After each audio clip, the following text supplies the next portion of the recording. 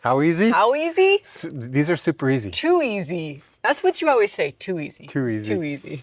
Hey guys, we're James and Kes with the Boundless Keys, and on today's episode of What Do You Think Wednesdays, we have all kinds of RV tips, but we just wanted to pick 5 really quick, simple ones. These are super low lift. Anybody can do them. So let's get into it. And maybe we can do it in 5 minutes. I don't know.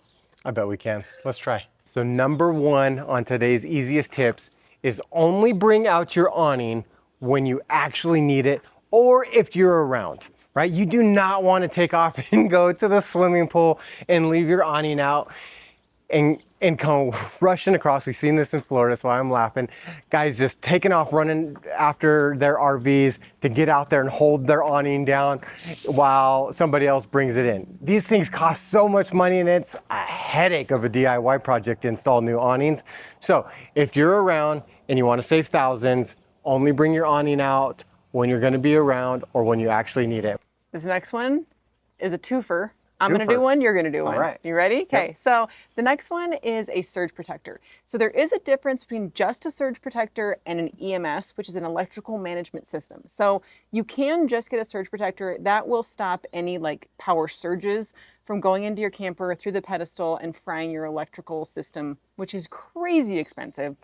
A full EMS like this one, there's a lot of brands of these.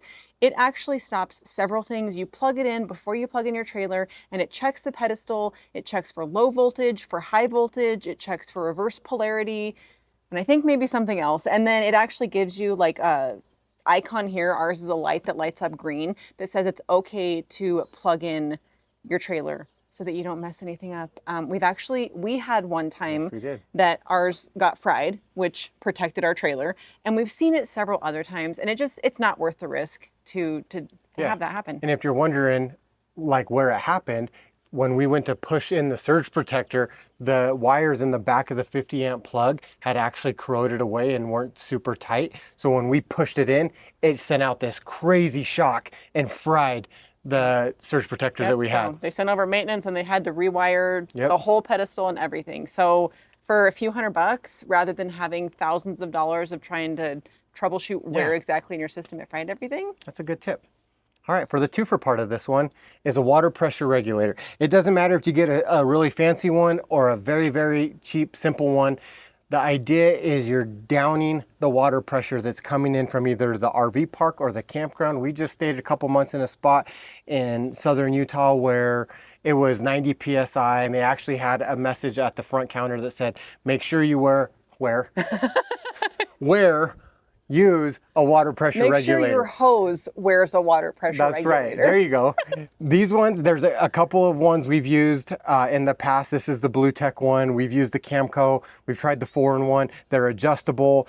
It's really, really nice. And what this does is if you had really high pressure, like 120 PSI or 90 PSI, you would think that these trailers are designed to handle that kind of pressure. The PEX lines that they use it's the fittings and where they use the crimps and sometimes the plastic fittings that those are where you have your leaks. And sometimes it happens right away or sometimes it's just such a high pressure that you might have a little bit of a leak that leads to a big water leak that leads to you ripping apart your entire underbelly and having to fix something. Well, and a small drip over time is not a lot of water at once, but it Right. builds up and then you can have some major damage. And the number one question that we get asked whenever we talk about water pressure regulators is, what should you set your PSI at ideally?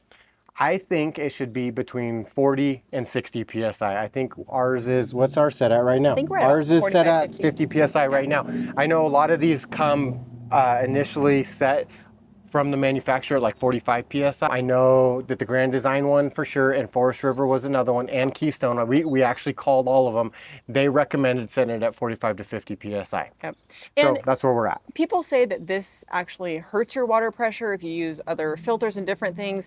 So if it feels like it's not high enough in your camper, you can come out here and you can adjust it a little bit higher, but you're not getting like a huge surge of it. Right, and one bonus tip. This is a threefer, is that what it would be called? It is, yeah. I don't mentioned think all it's a three-way. I think it's a threefer. It's a threefer, not a three-way. You mentioned the water drip. did. Getting the cheap, like we got them off of Amazon. like Oh, the detectors. the water detectors, and place those in spots where like water really comes through. And then that way, if you have a water leak somewhere like under your underbelly where you wouldn't typically think to put a water detector, or behind your water pump or your toilets or underneath your sink, the detector's going to scream at you and it's going to let you know like you got a water leak. That's just an easy tip. You literally order it off of Amazon, yeah, put it in somewhere and it'll sound an alarm if you have a leak. Yeah. That's pretty good. Okay. All right, I think on to we the got next a couple one. more. You look like you're ready for story time. I am. I'm on crisscross applesauce. Yeah, you are. I got a good story for you guys. And this one is actually a big controversy. Keep your tank valves closed. You've heard of the poop pyramids and some really bad smells. What happens is when you leave your valves open, everything flows out. So if you're using the toilet or whatnot and toilet paper goes down, if all the fluids come out, that stuff starts to pack up like a pyramid. Like paper Like mache. one of those Forest Service bathrooms. You look down in there, you feel like you're gonna get lost or drop your phone or lose your keys or get lost forever. That's a poop pyramid you're staring at. If you know, you know. Yeah, and it hardens like paper mache. It does.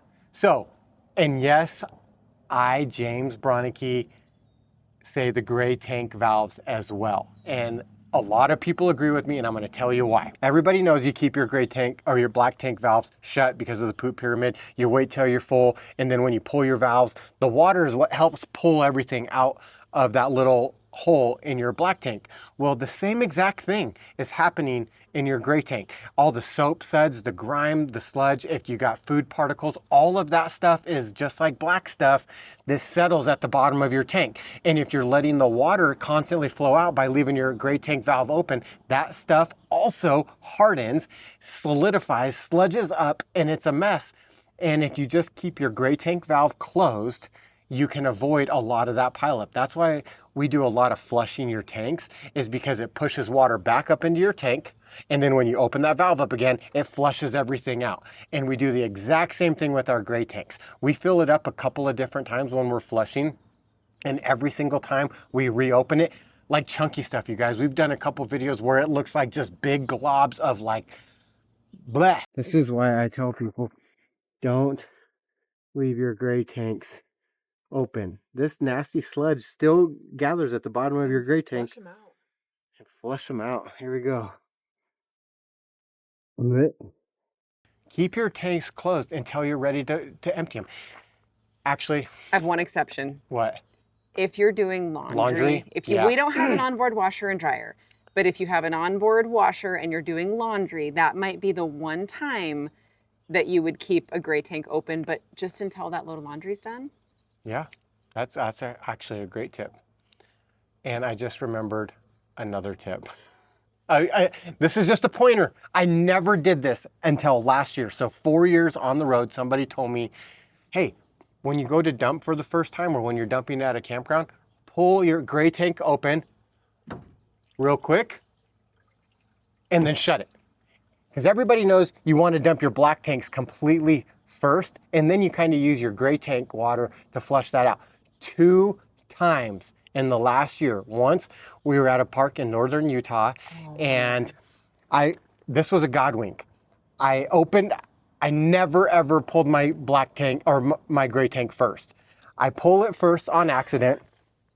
It goes through the chute and down into to the sewer, and it immediately filled up, and water just started blowing all over. Soapy water, Soapy, thankfully. sudsy water. So I shut this in panic, and I was like, oh my goodness, that's the exact reason why people tell you do a little bit of flush first, because it'll let you know if you have a problem. My second issue, another God wink, it was just happened. I just pulled the gray tank first.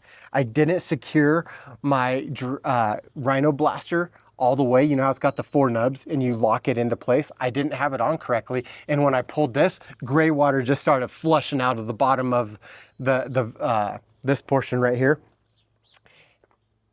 Had that been black water on both of those cases, I would have had poo water. I would have pee acted water. like I didn't know you. I would have been like, excuse me, I don't know who this man is, but he's just dumping raw sewage. So anyways, just another tip. Now let's go on to the next one. I get to shoot everything in the bathroom because James barely fits in this bathroom. So the first one is flush with tons of water. I was just so thankful that when I opened that up, there wasn't like pee in it from the kids. So if you hold your handle halfway down with your foot on the flush, which some people don't know, it won't open the thing up. You can fill it up all the way with water and then you can flush that down. And that's going to make sure that there's enough water in your tank. And then leave a little bit of water in the toilet in between so it doesn't get stinky and that seal doesn't get dried out.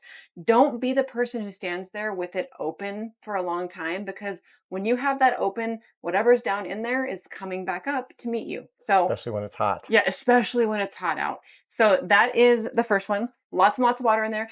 Bonus tip, you do not have to use RV safe toilet paper. Number one, it's like tissue paper. Nobody wants to be using it. Number two, as long as you're using enough water and you're not throwing like gobs and gobs of toilet paper down there, you're going to be fine. It's going to come out. Just don't use like a whole roll. And then the next one, still in the bathroom for this one, is moisture absorbers. We're in a super dry climate right now, but I still put these in our bathroom cabinets. I put them under our sinks and under your bed. Lots of people have issues with mold under their mattress and under their bed because there's not really much airflow in there. So what these things do is they have these little absorbers. This part down here will actually fill up with liquid as you get more moisture that it absorbs in there. And then you can swap these out, as soon as the liquid gets fuller in this. And they're really inexpensive and it's going to save you quite a few issues with mold and water damage. All right, out of a plethora of tips, that's what we got for you today. Let us know what you think. Leave us a tip in the comments below for everybody else. Just the tip? Just a tip. Hopefully you liked What Do You Think Wednesday's episode number 9. We post something every single Sunday. Don't forget, and Wednesday. Obviously. Don't forget to like, subscribe, leave us a comment. Thanks for being here. Thanks for being here. We appreciate you, and we will see you on Sunday. See ya.